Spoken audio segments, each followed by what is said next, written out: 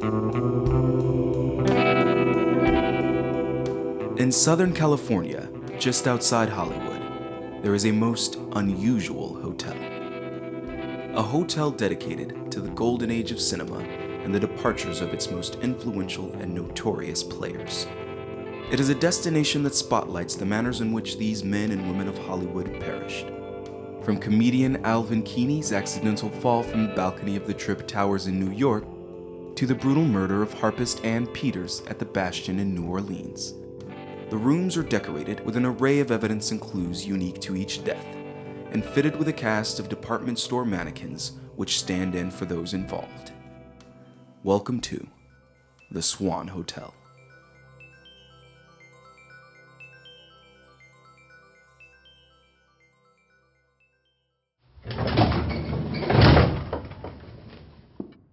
This evening we take a ride up to the 8th floor and follow our noses to room 813.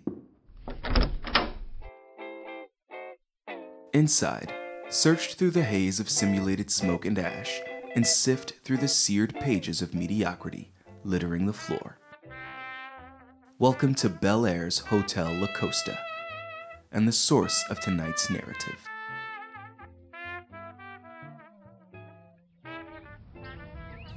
Scene, daytime, 1950.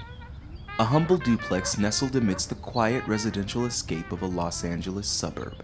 And inside sits a struggling screenwriter named Simon Herschel, toiling away at his latest opus. 20 years old and with a raw-boned physique, Simon lived with his vexatious mother and breathed every breath of every day into his dream of a big-time Hollywood option.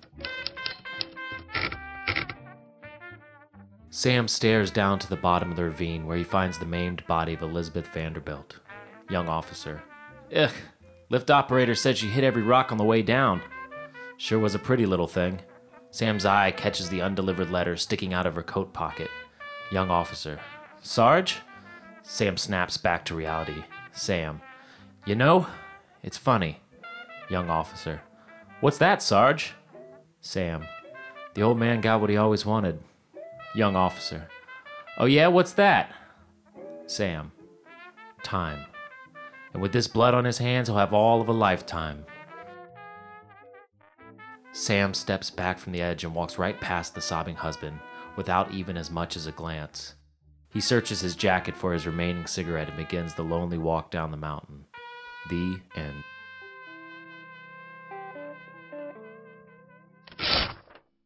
Simon Herschel, you just punched your ticket. This one's for you, Mr. Haskell. Simon? Damn, I'm late. Simon? I'm sorry, Mama. I gotta go to work. I'll see you tonight. Tonight? I told you I'm meeting Helen at the diner. Gallivanting all over town with some floozy. Mama, she's not a floozy. She's a nice girl. Nice girls don't run around with boys. Mama, I'm a grown man. Miss Hayden from the beauty parlor says she sees her traipsing all over town with Lord knows how many boys. At the drive-in, at the fair, on one of those boat rides. You know what they do on those boat rides, don't you? They certainly don't look at the scenery. I gotta go, Mama. I'll see you tonight. And stop listening to those women at the beauty shop.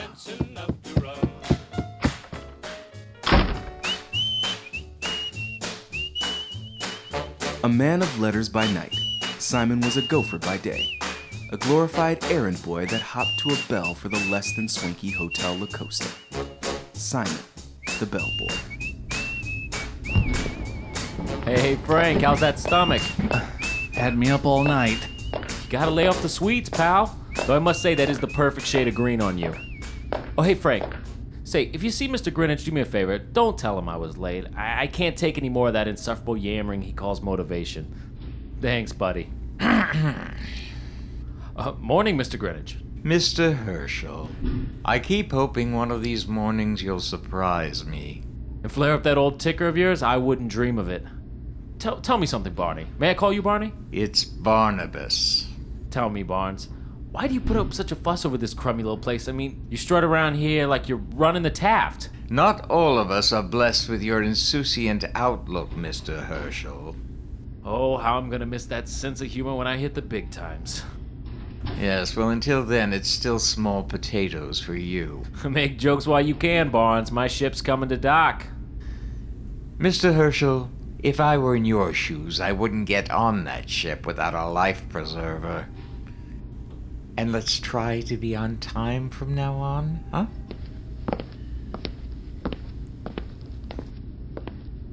Can you believe that guy?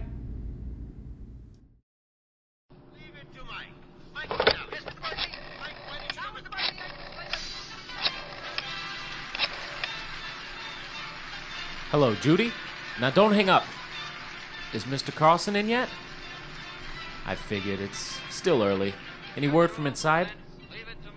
Well, you can't blame a guy for trying. No, don't do that. I don't want to get you in trouble. Just let me know when he gets in, all right? Thanks, Judy. Simon, what are you doing?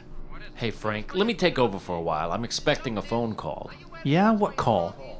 Never mind that. Look, get lost. This isn't another one of your studio calls, is it? When are you gonna wake up, Simon? Nobody of any importance ever came out of here. Mr. Grinnage sees to that. I'll have you know Dick Haskell stayed here when he was riding a lunch with Mrs. Scarsdale. I know, roommate 13. We all know. You remind us every day. Well, all right then. Now you gonna help me? I suddenly seem to recall 39 cents for a salt pork sandwich owed to me. All right. I see. Salt pork sandwich. There you go. There's your 39 cents. Now get out of here, would you? What about Mr. Grinnage? Let me worry about old Barnabas. Yeah, but what if he gets upset? I can't talk to him the way you do. Remember the last time I let you watch the desk and that woman came? Listen, is all you do recall and remember? Look, leave the swine to me.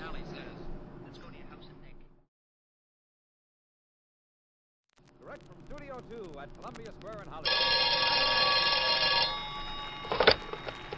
Simon Herschel. Yes, sir. Yes, this is the Hotel La Costa. This Friday. Well, I'll have to check the book. Problem is, I just threw it out.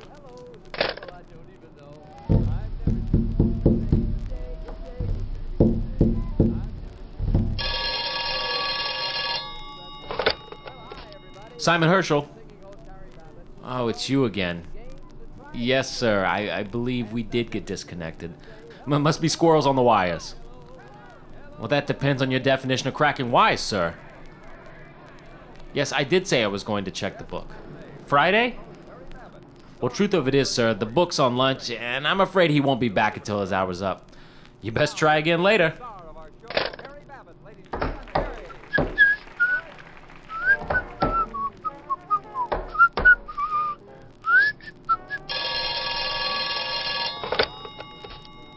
I'm sorry, sir. I just spoke with the book, and it's 7 days on an African safari for him. I'd be happy to take a message. Oh, Mr. Carlson, good morning. How do you do, sir?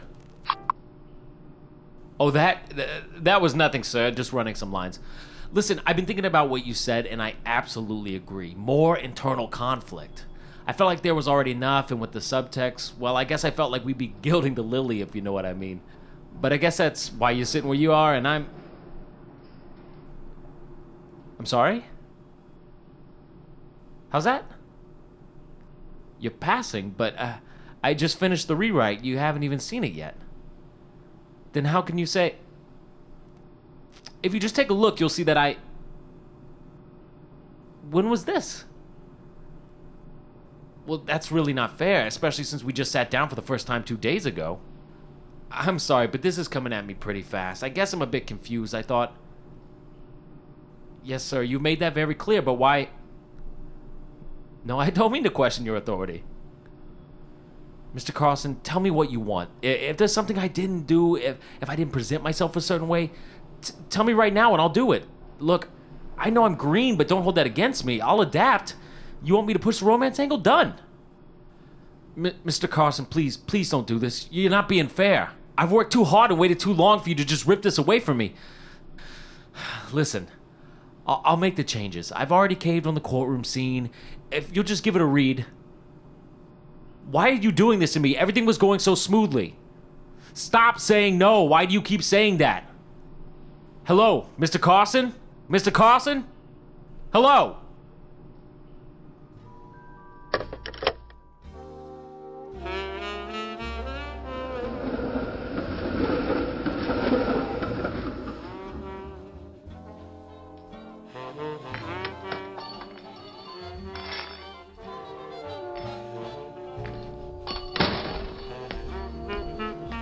More coffee, pal? Yeah. Say, you guys got a telephone back there I could use? No, but there's a payphone outside.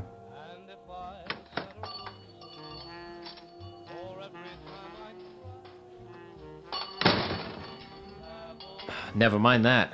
My call just walked in.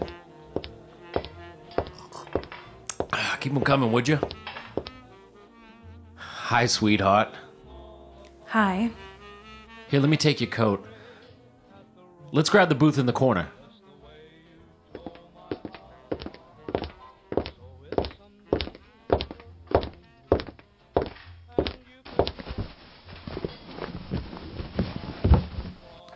Boy, are these tired eyes glad to see you. Yeah? You want some coffee? Oh, no, that's right. You don't drink coffee. Maybe you want a soda. How about some food? This place, they got a great meatloaf. Comes with black-eyed peas and a hot roll. Simon. They passed. What did they say? Who knows? These guys, you know... Well, what was the reason? I don't know. Okay. It'll be fine. You can take that position at the department store like we talked about. You'll be making twice the salary, and after a while, you can move up. Helen, now, I didn't agree to that. That was your plan, remember? You cooked that up. I didn't say I... No, I got a career. Simon. It'll be fine, you'll see. Helen, it was so close. God, I could taste it. Everything was falling into place. I could see myself breaking free of my mother and us up on the hill in a big mansion. It was happening. You promised me that things were going to change. You were going to make an effort. For us. And I am. Hey, lift your head. I'll think of something. We don't need that old goat in his crummy two-bit operation anyhow. You think Dick Haskell didn't have to jump through a few hoops? Postpone a few engagements? There's a million other studios, and when you're holding onto a script that's as good as Blood Mountain, why, those gates will just swing open so fast, it'll kick the dirt right off your ears. Simon, I think that we need to take some time. For what? Reevaluate things. What do you mean? It's not going to happen, Simon. I just need a little more time, that's all. I mean, look, I got one meeting, I can get another. Yeah, and until then? Listen, it's gonna bust wide open, Helen, believe me. I know I always say that, but this time's different. I got my nose in the door. They got my number. Oh, they got your number all right. What is that supposed to mean? You've gone down every avenue in town, harassed every producer and secretary. Pinnacle. What? Pinnacle Pictures. Why didn't I think of that before? Here we go. No, now listen. I passed along a couple of pages to a producer when he came into the hotel the other day. Do you hear yourself, Simon? Helen, you have to trust me. I've shown as much faith as I can muster. I'm so close. Simon, you're drowning in a fantasy and pulling me under. I just think maybe we should take some time apart. No. I think it would be best for both of us. Helen, this isn't the answer. Then tell me, Simon, what is the answer? Spending your days deluding yourself? Trying to start a family with wishings and what-ifs? Damn it, Helen, don't do this. I'm exhausted, Simon. This is exhausting. Now is the worst possible time for this. Don't do this to me. I need you. You don't need anybody. Helen. Helen!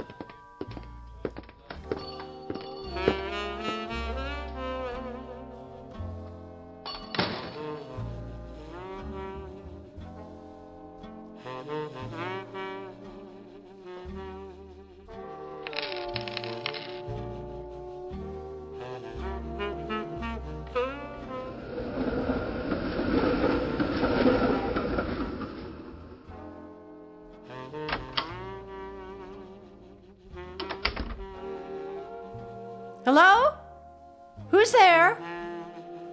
It's me, Mama. Simon, where have you been? I told you, Mama, the diner. Malts and skirts, huh? Chasing girls instead of taking care of me like a good boy. The telephone has been ringing incessantly. Don't answer it, Mama. It's just collectors. Oh, how miserably hot it was today. Simply unbearable. Pinnacle. I spent all day in the tub.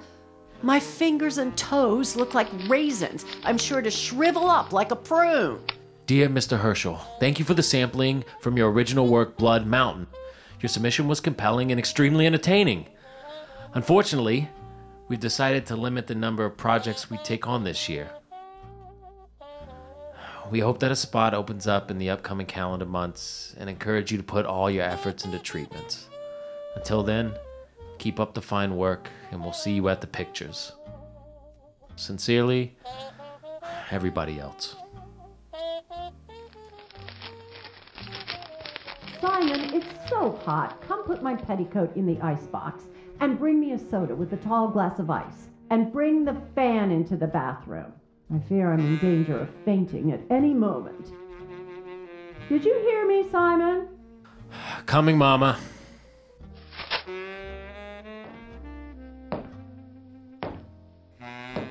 Bring the cord into the kitchen. Set it next to the radio. Yes, Mama.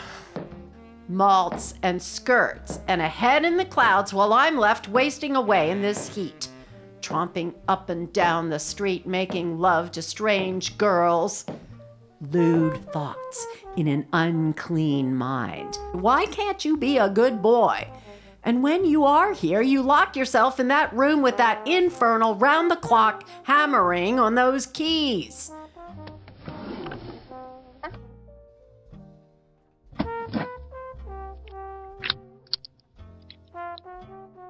confounded nuisance. Maddening pitter-patter. Maybe you want to drive me mad. Is that it? Drive me mad so they'll come and take me away. And when I'm gone, bring that floozy into my house, huh? Play your records at all hours of the night. And after the record stops, what then, huh? I won't have that revolting behavior in my house, not while I'm alive. And hurry up with that ice, I'm withering away. Simon? Simon? I swear that boy will be the death of me.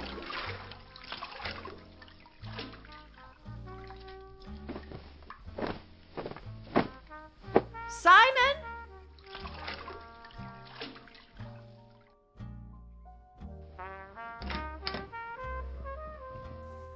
Simon? Huh. Now, where do you suppose that boy ran off to?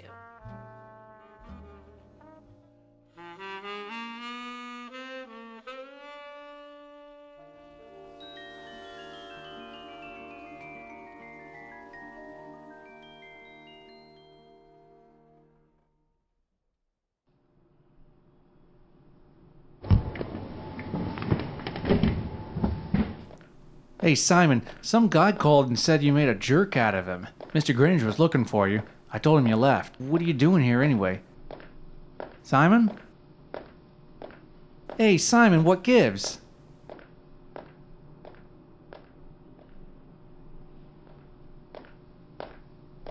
Ah, Mr. Herschel, how nice of you to stop by. Might I have a word with you? Now's not a good time. Listen, Simon, I know you don't respect me, and that's okay. Frankly, I don't respect you. I think you're a delinquent, an agitator, an ill-mannered varlet with contempt for work and responsibility. I like you too, Barnes. Hey, wait. Where are you going? Simon? Simon?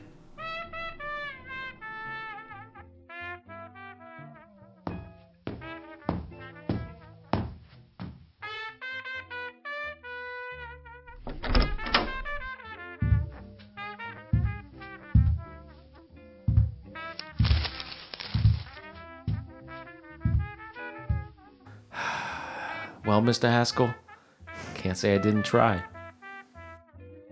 Then again, when has tried from anything in this town? You had what it took. A real mover. Hell, the only thing I ever moved was a stack of papers. Papers tattooed with worthless bunk. Case in point.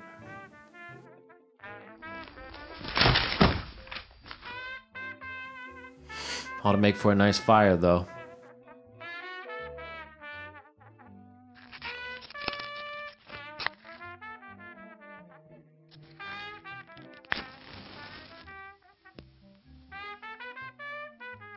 Sam crouched over the young woman's body.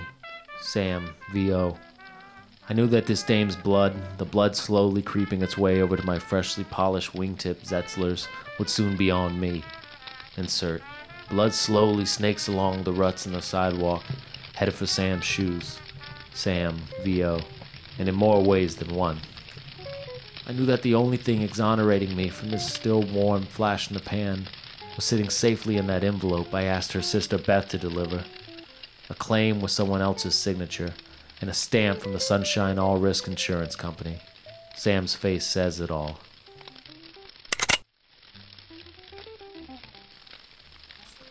Sam, V.O., remind me to take that kid dancing when she gets back. She'll need some cheering up. I must remember to change my shoes, though. Or wipe them off, at least. Insert. The blood begins to pool around Sam's shoes. Score swells. Fade to black.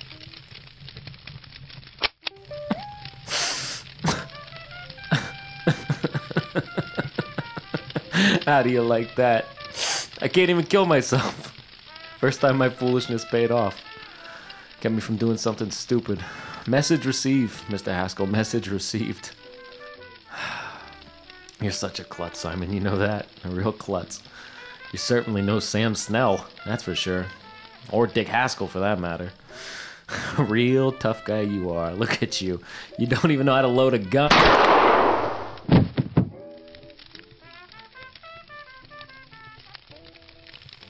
The projected dreams of a never-was, now in flames. There's an old saying, best is the enemy of good. And in the case of Simon Herschel, good was measured in idols and success and predetermined by a partial jury called the Hollywood system. Weeks after the incident, word of Herschel's story got out, and soon every producer in town was clamoring for the rights, and every young and eager writer wanted the job. In the end, Pinnacle Pictures took the honor, and by the start of the following year, released their multi-award-winning picture, 2 Rings for the Bellboy. Screenwriter Calvin Caswell received a Golden Pin Award for his script, and Eugene Fisher was given several nominations for his portrayal of Simon Herschel.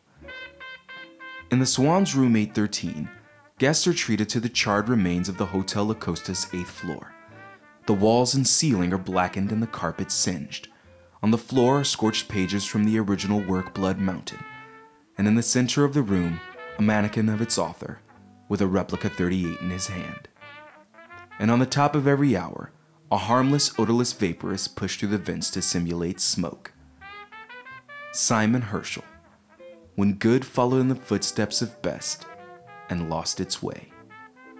Another hard lesson from that dream factory on the hill, the Swan Hotel.